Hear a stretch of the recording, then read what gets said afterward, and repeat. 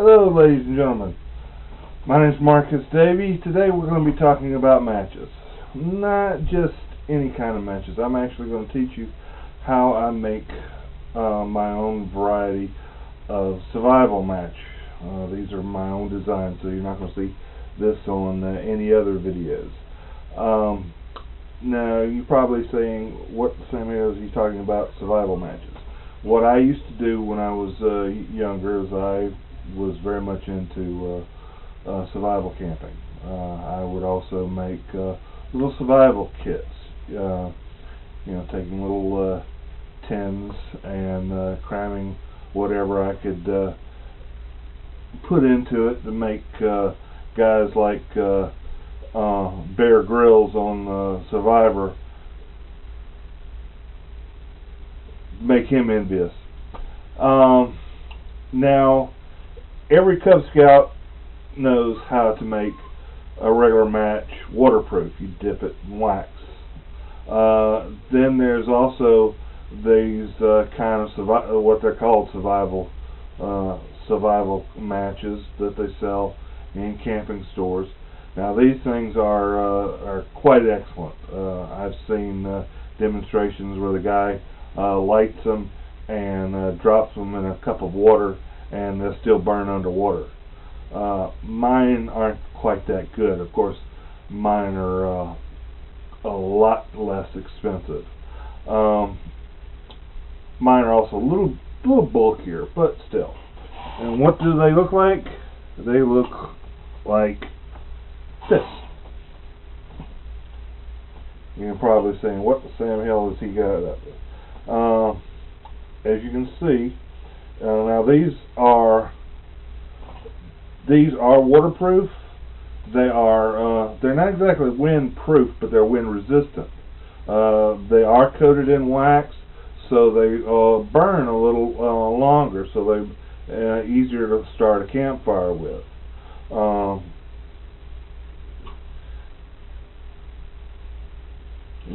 To light these, you can light these anywhere. All you got to do is you scrape a little bit of the wax off the head, makes it a little easier, and you strike it on anything that can make friction. Now this is just a little piece of sandpaper. You could use a rock or brick or anything. I usually I store them in a little pill box with a little piece of sandpaper glued to the inside cap, just in case. But like I said, in a pinch you could use a rock or anything. In the movies, you see these guys all the time flipping them and with their thumbnail and lighting them. That was a trick I never was able to do. And as you can see, they're wind resistant. They are the flame is quite a bit larger, almost like a little torch here.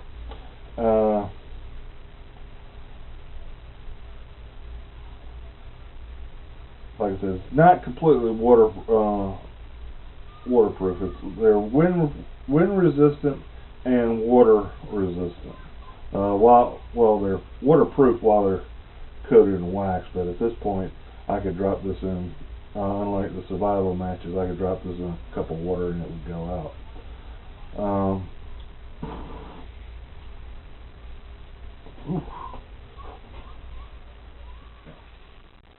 Be careful when working with matches and fire.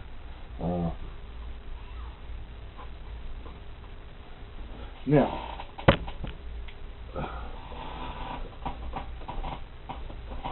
what do we need to make these? First off, you need twine. You can use any type of natural material, cotton, or I prefer twine. You don't use polyester or man-made materials, whatever. Like I said, I prefer twine because, one, it's cheaper. Two, if as you see, I didn't use up all of that match. If you could take what is left on there and you take it apart, this makes great tinder for another fire at another time. Again, in a survival situation, you always want to use everything you've got. Now you're also going to need matches. Now there's two kinds of matches. There are strike on the box matches, sometimes referred to as irregular ordinary kitchen matches, and then there's what's called strike anywhere matches. As you saw, that's the kind I use. The problem with the strike on box matches is because the matches themselves, for a safety feature, the matches themselves don't have one of the chemicals needed to light. So I could strike it all day. I could strike every one of these all day long on any kind of sandpaper or whatever, and they would never strike.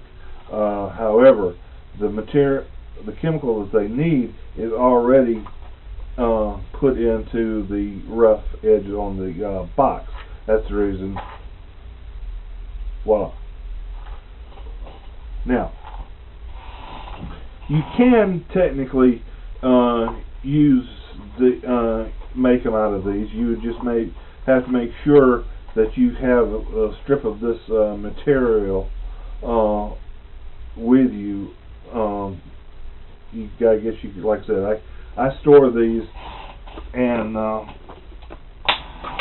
little medicine bottle like this.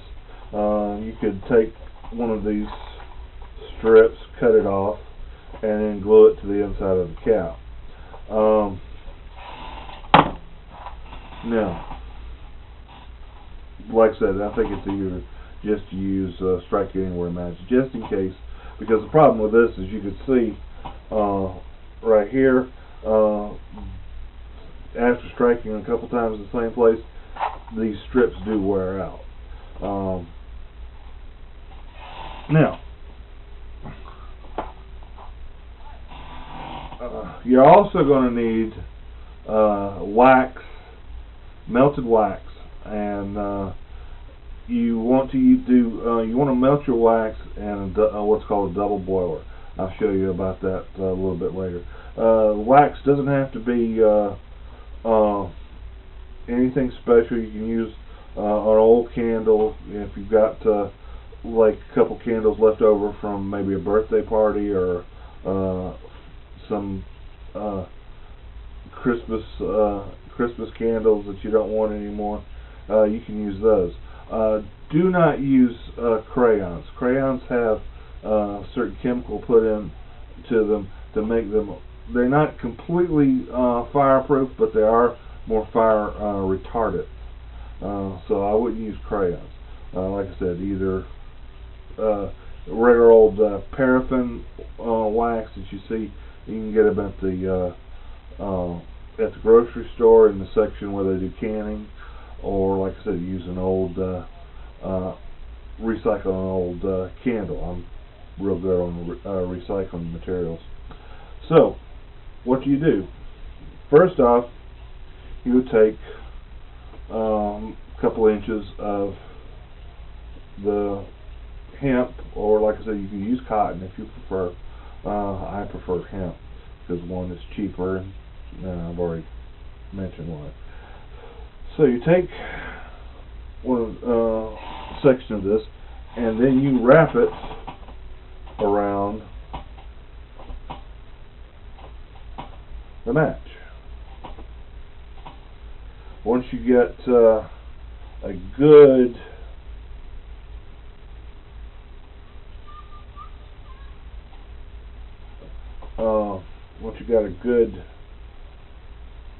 layer of hemp, you can just tie it off.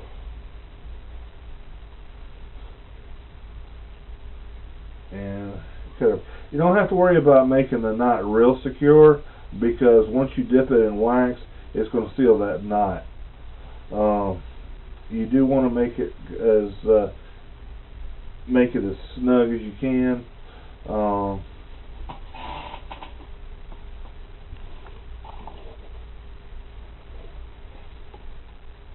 These are ones I haven't.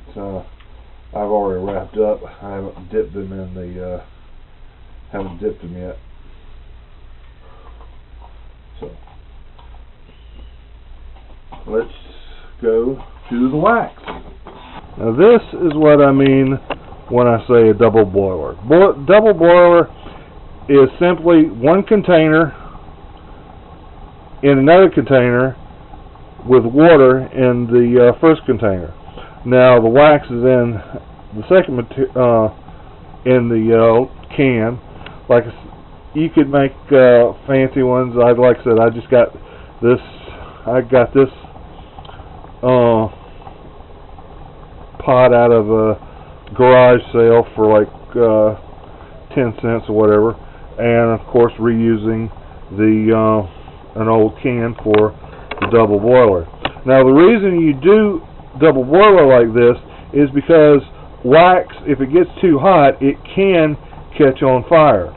Wax, like I said, is flammable.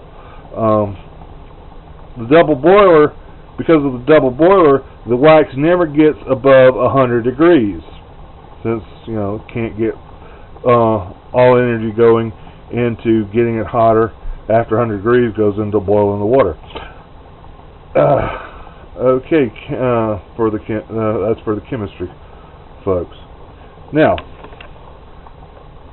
once you've got the melted wax, you take your match, and this is the reason you can use that, leave that extra length on it. Don't have to worry about cutting it off, making it all neat, and just dipping it in there maybe once or twice. Make sure you get it all there. Now, boom. Now that makes it nice and waterproof. And that, ladies and gentlemen, is how you make a water survival match. Waterproof, burns longer, and with bigger flames, so better to easier to start a campfire with. More because the flame is bigger, it's more wind resistant.